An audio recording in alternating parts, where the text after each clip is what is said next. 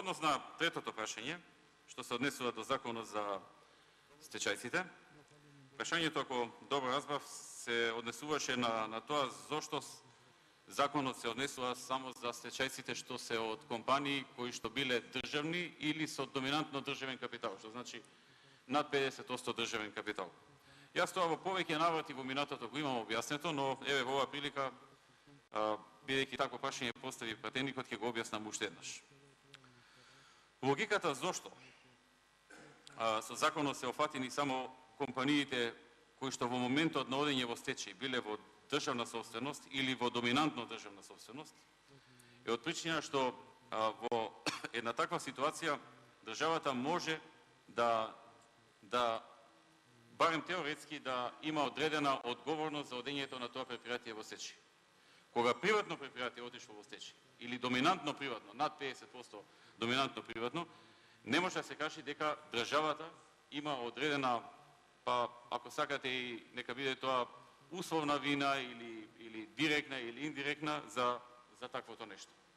Значи, се дава подршка на луѓето од компании кои што отишле во стечај, чија што собственост бива или целосно државна или доминантно државна, од причина што најмногу од нив имале и директор, менеджмент, поставен од страна на државата, веројатно преку управните одбори и слично, и на тој начин, со поставување на таков менеджмент, фирмата заминала во стечај. Тука индиректно може да се каже или може да се дебатира за одредена вина за сето тоа кај државата, и од таа причина се оди со закон со кој што се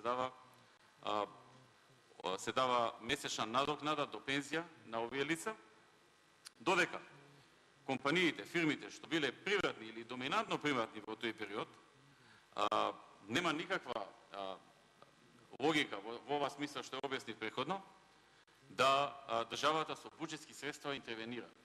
Така би значило дека секоја една фирма која што и во иднина ќе отиде во стечај, а која што е приватна, буџетот треба веднаш да дојде со исплата на луѓето што заминале во стечај.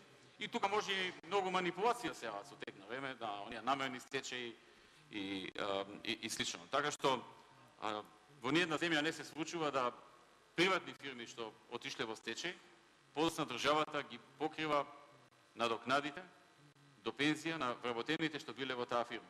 Ако има некоја таква земја, посочете. Јас не сум чул дека државата на приватни компании до животно, односно до пензија им ги покрива трошоците, односно им дава одредена надокнада.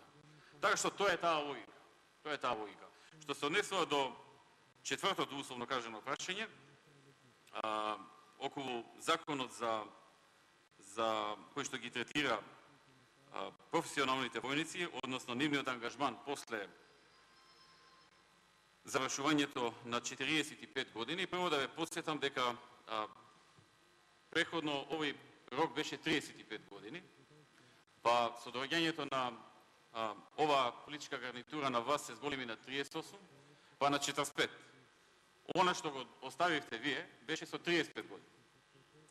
Не знам зошто вие тогаш не преземавте некои чекори, да го зголемите на 38, да го зголемите на 45, да им обезбедите работа после тоа, па да ги изгрешите и тие што дотогаш останале без работа.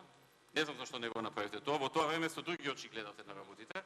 Но еве ние најдовме начин и потреба да ги промениме работите и од сега па натаму да изгледаат поинаку. И не само што е продолжено до 45 години, туку е овозможено и после тие 45 години да професионалните војници добијат работување до нивното пензионирање. Тоа е тоа. Законот важи од моментот кога стапува на сила. Благодарам.